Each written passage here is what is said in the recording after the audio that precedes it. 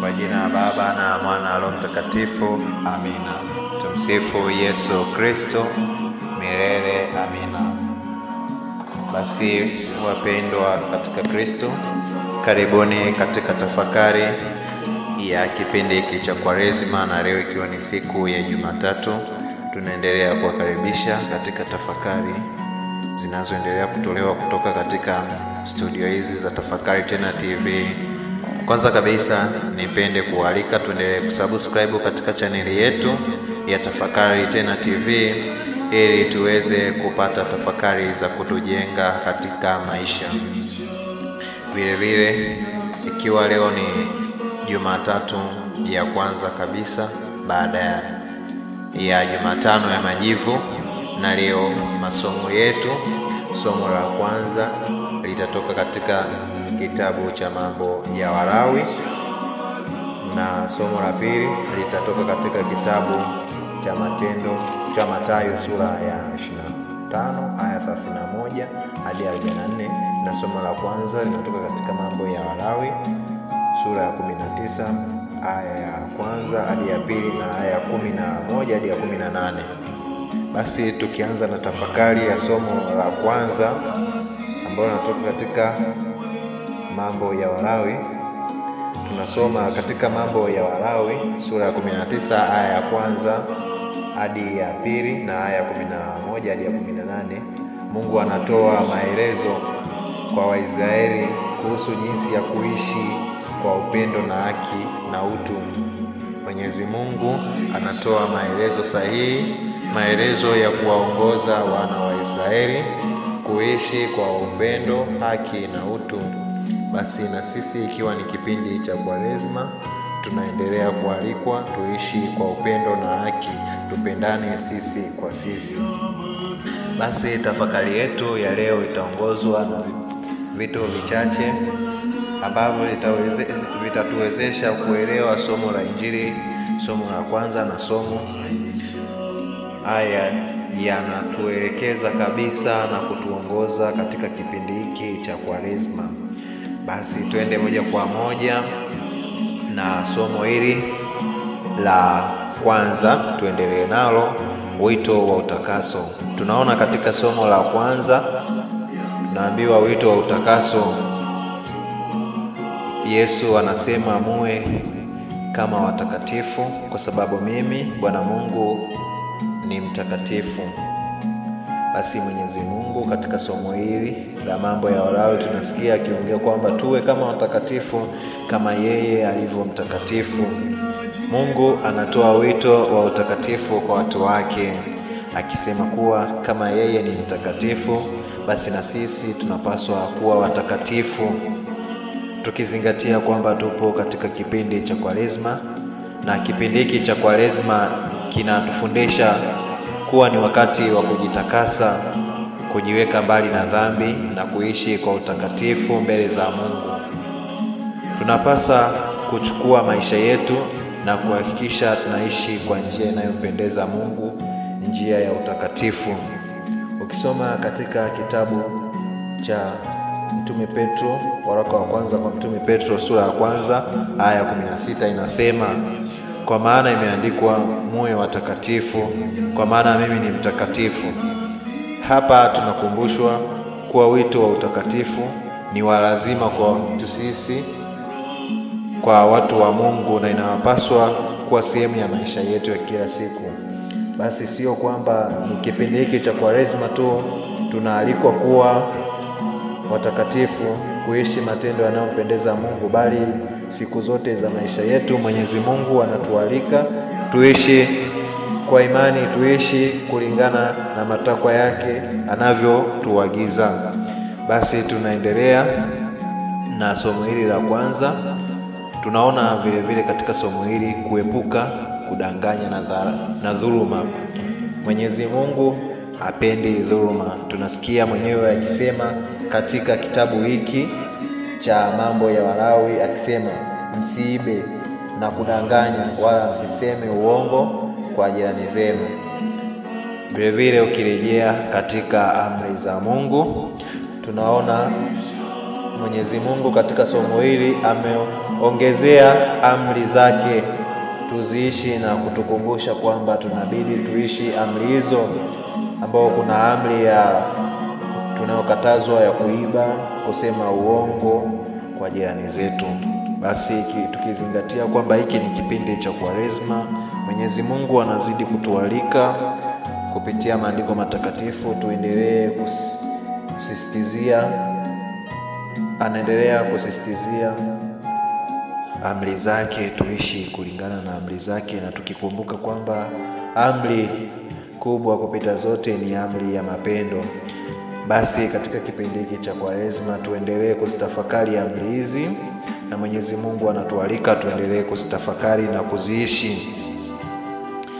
Na katika haya tunayoendelea kuyatafakari na kuyaishi, Mwenyezi Mungu anazidi kutualika. Ukisoma katika kitabu cha Wafilipi sura ya 2 aya ya 15, Paulo anasema, iweni bila lawama na safi, watoto wa Mungu wasio na kasoro katika kizazi kisicho na haki, yani kizazi kiovu.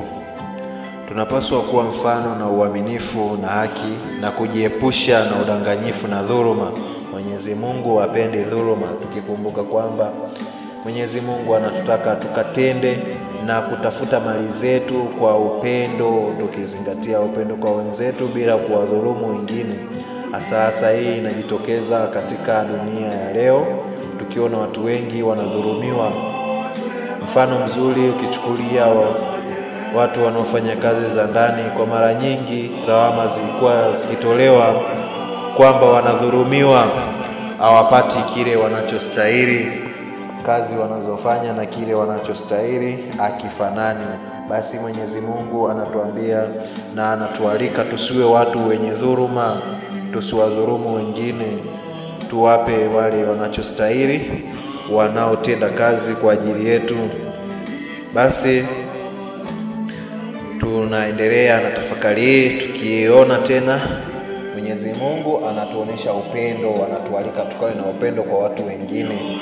Anasema, wapendeni majirani zenu kama vile mnavyopenda nafsi zenu.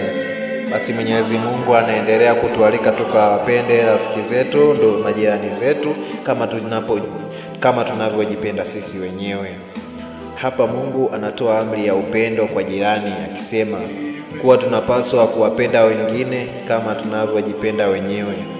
Hii ni amri kuu ya mapendo, amri kuu kupita zote alizotuachia Bwana wetu Yesu Kristo, na inatufundisha kwamba Kwaresma inatufundisha kwamba upendo unapaswa kuwa msingi wa kila tendo.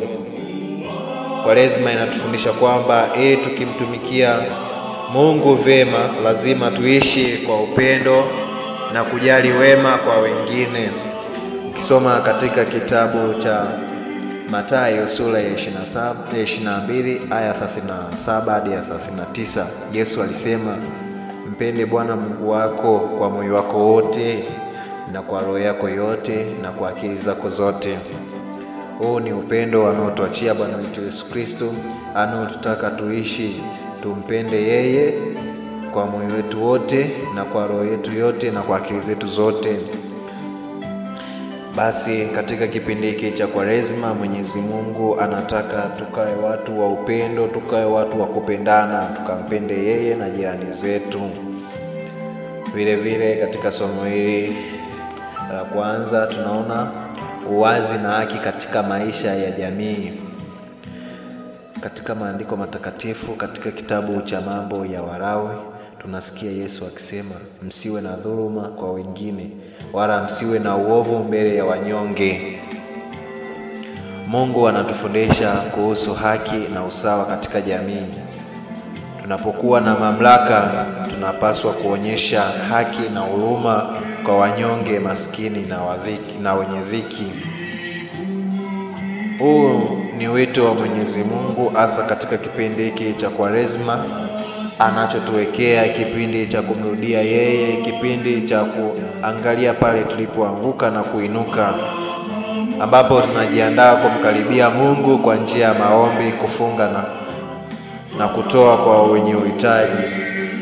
Ukisoma katika kitabu cha Isaya sura ya 1 aya 17, Mungu anasema, jifundisheni kutenda mema, tafuteni haki, tendeni kwa heshima, zungumzeni na yule aliye na haki, na kuendelea sura zinazofuata. Basi Mwenyezi Mungu katika kipindi hiki cha Kwaresma anatuagiza na tualika tuendelee kutenda mema, tukawe watu wa haki, tukatende haki kwa wale wenye kuhitaji haki zao. Tusimnyime mtu mwenye haki yake, hasa tukizingatia katika dunia sasa watu wengi wanadhulumiwa haki yao, hasa katika mahakama tunapoona watu wanahukumiwa kunyongwa, wanahukumiwa kufa kwa kukosa fedha, kwa kukosa mtu wa kuwatetea. Basi Mwenyezi Mungu anatualika tukawe watu wa kutenda haki. Vile vile tunaona katika somo hili kuepuka chuki na kuzima hasira. Yesu anasema katika Mambo ya Walawi, usichukue ndugu yako kwa moyo, usimchukie ndugu yako kwa moyo wako. Basi anatualika tukawapende ndugu zetu. Hapa tunapewa maelezo ya kuepuka chuki na hasira dhidi ya wengine, dhidi ya wenzetu. Mungu anataka tuishi kwa amani na upendo, tukiwa na moyo safi na wazi kwa wote. Hii ni fursa ya katika kipindi hiki cha Kwaresma kwa kuwaonea huruma wale wanaoteseka na wenye maumivu. Basi tunaalikwa tusiwe watu wenye hasira, tukahukumu kwa haki. Na ukizingatia kitabu cha Mathayo sura ya 5 aya 23 hadi 24, Yesu anasema, basi ikiwa unaleta sadaka yako mbele ya madhabahu, na haya ukikumbuka kuwa ndugu yako ana jambo juu yako, hacha sadaka yako mbele ya madhabahu, nenda ukapatane naye na kisha urudi. Mwenyezi Mungu anatutaka kwamba tunapoenda kutoa sadaka basi tuwe safi, tukapatane na mshtaki wetu. Ndio maana anazidi kutualika tukae watu wa kutenda huruma kwa wenzetu, tukae watu wa kusamehe. Usije mbele ya madhabahu bila kusamehe kutoa sadaka yako, bali hiyo sadaka utakayoitoa haitompendeza Mwenyezi Mungu, kwa maana Mungu anapenda moyo mnyofu, moyo mkunjufu, anapenda msamaha, tukasamehe kama yeye anavyotusamehe kila siku. Basi baada ya tafakari ya somo la kwanza, basi tukasikilize na tafakari ya somo la pili, somo la Injili linalotoka kitabu cha Mathayo sura ya 25 aya 31 hadi 36. Kwanza kabisa katika kifungu hiki cha Mathayo, katika tafakari hii Yesu anatuambia hadithi ya mwisho wa dunia, ambapo mwana wa Adamu atakuja kutawala kama mfalme na atawahukumu watu kulingana na matendo yao. Anatoa mfano wa watu wawili, wale waliomtumikia Mungu kwa kuwasaidia wengine na wale wanaojichukulia hali zao kama muhimu zaidi kuliko wengine. Kwa kutenda wema kwa wengine walikuwa wakimtumikia Mungu. Hii inatufundisha kwamba hili ni fundisho kubwa linalotufundisha jinsi ya kuishi kwa kumtumikia Mwenyezi Mungu. Basi katika kipindi hiki cha Kwaresma Mwenyezi Mungu anatuasa sana tukae watu wa kutenda matendo ya huruma. Katika somo hili tutaona mambo machache, mambo ambayo yatatujenga na kutuimarisha. Hapa tunaona upendo kwa wahitaji. Katika Mathayo tunaona sauti ya Mungu ikisema, nilikuwa na njaa mkanipelekea chakula, nilikuwa na kiu mkaninywesha. Huu ni wito wa kusaidia wale wanaohitaji. Upendo wa kweli kwa Mungu uonyeshwa kwa vitendo, si kwa maneno tu. Hii inadhihirisha wazi wakati mtu anapojitolea kusaidia wale wanaohitaji na wale walioko chini yake, maskini, wagonjwa, wakimbizi na wanyonge.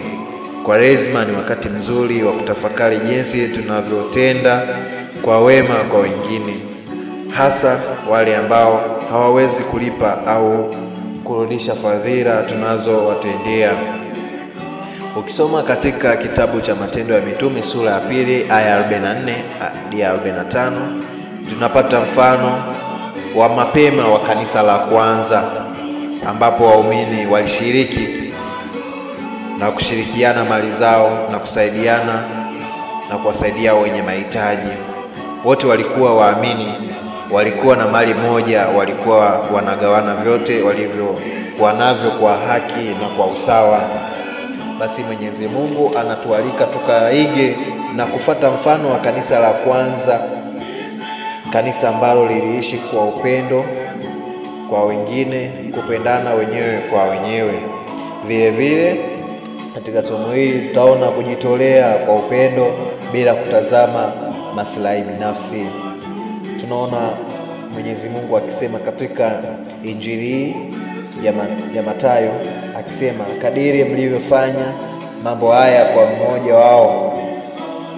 mmojawapo wao ndugu zangu wadogo mlifanyia mimi.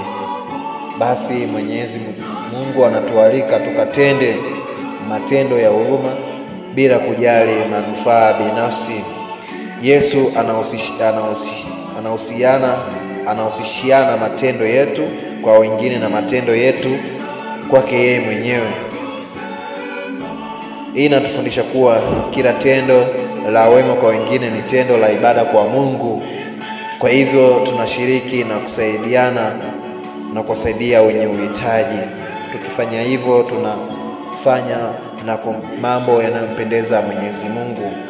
Na ukisoma katika kitabu cha Yohana, waraka wa kwanza wa Yohana sura ya 1 aya ya 20, tunasoma, ikiwa mtu anasema nampenda Mungu na anamchukia ndugu yake, yeye ni muongo.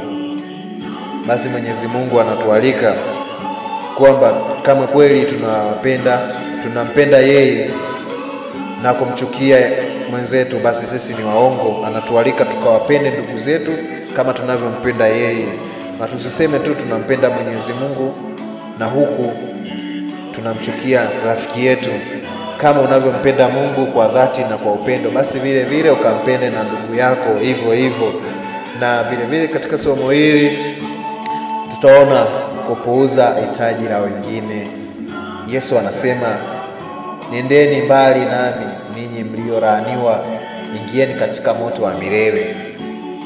Hapa tunaona Yesu akiwalaani wale waliokuwa wakipuuza hitaji la wengine, wakipuuza hitaji la wale waliokuwa na uhitaji.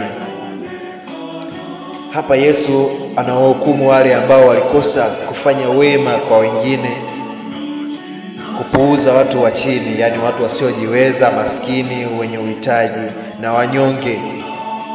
Hii ni dhambi mbele ya Mungu. Na katika kipindi hiki cha Kwaresma tunahitaji kutafakari juu ya jinsi tunavyoshughulikia wengine, hasa wale wanaopitia katika hali ngumu.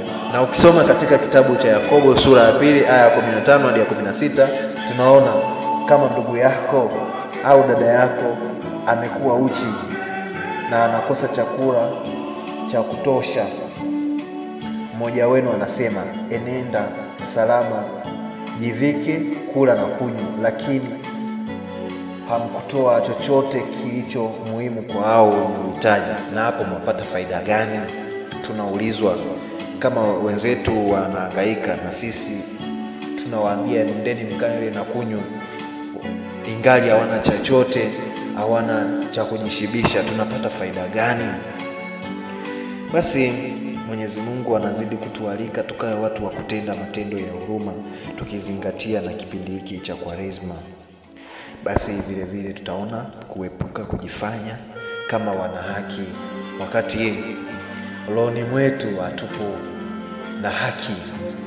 Tunaona Yesu akisema katika somo hili la Injili, akisema lini ulilazwa. Tunaona watu wasiokuwa na haki wakisema, lini ulilazwa na ulikuwa mgonjwa tukaja kwako? Hapa tunaambiwa kwamba tuepuke kujifanya kuwa wenye haki. Mwenyezi Mungu anatualika tusiwe tusiwe watu wa kujifanya wenye haki, ingali kwamba hatuna haki na hatutendi haki kwa wengine. Hapa tunapata swali kutoka kwa wale waliokosa kumtumikia Mungu kwa kuwasaidia wengine. Wanaanza kujilaumu wenyewe na kumuuliza Mungu kama vile hawakuwaona wale waliokuwa na uhitaji. Yesu anasema tuepuke kujifanya watu wenye haki. Wengine wanaweza kudhani kwamba wako sawa na Mungu kwa kuwa wanamjua tu au wanashiriki huduma za kanisa, lakini ukweli ni kwamba kumtumikia Mungu kunahitaji matendo ya wema na huruma kwa wengine. Na ukisoma katika kitabu cha Mathayo sura ya 7:21 hadi 23, Yesu alisema si kila mtu anayesema Bwana Bwana atakayeingia katika ufalme wa mbinguni, bali yeye afanyaye mapenzi ya Baba yangu aliye mbinguni. Basi Mwenyezi Mungu anasema na Yesu anatualika kwamba sio kila atakayesema Bwana Bwana ataingia katika ufalme wa mbinguni, bali yule atakayetimiza mapenzi ya Baba yake ndiye atakayeingia katika ufalme wa mbinguni.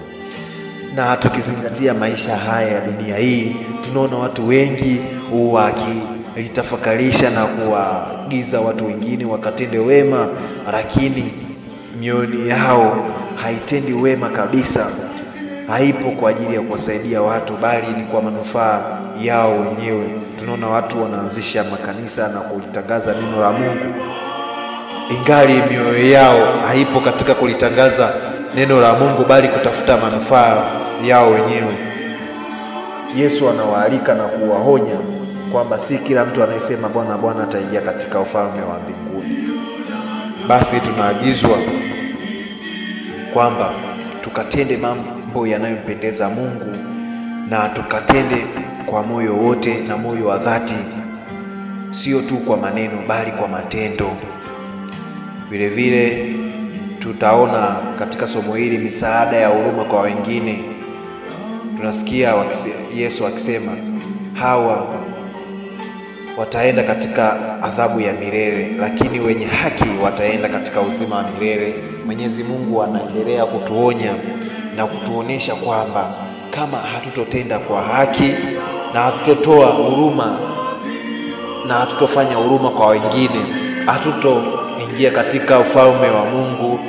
Yesu anatangaza kwamba wale walio na imani iliyo hai na wanaojitolea kwa wema kwa wengine wataingia katika uzima wa milele, huku wale walioshindwa kutimiza wajibu wao wakienda katika adhabu ya milele.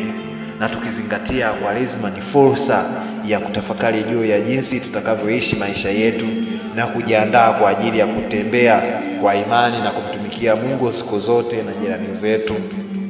Na ukisoma katika kitabu cha Wafilipi sura ya 2 aya ya 3 hadi ya 4, Paulo anasema msifanye jambo lolote kwa kujivuna au kwa kujionesha, bali fanyeni kwa unyenyekevu, kila mmoja hawe akimwazia mwingine kuwa bora kuliko yeye mwenyewe.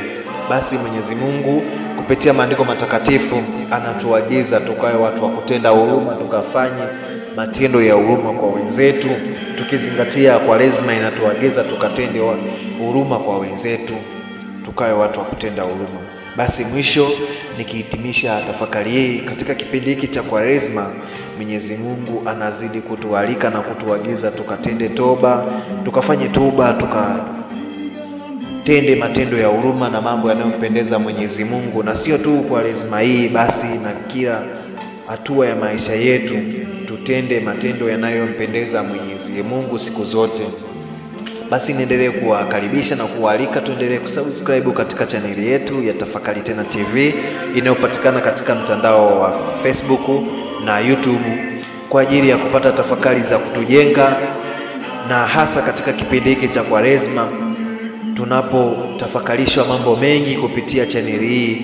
Tuendelee kusubscribe, tusikose tafakari hizi kila siku zinazotolewa katika kituo hiki, katika Tafakari Tena TV, chaneli yetu inayotuletea tafakari nyingi kila siku iendayo kwa Mungu. Tumsifu Yesu Kristo milele. Amina. Asanteni.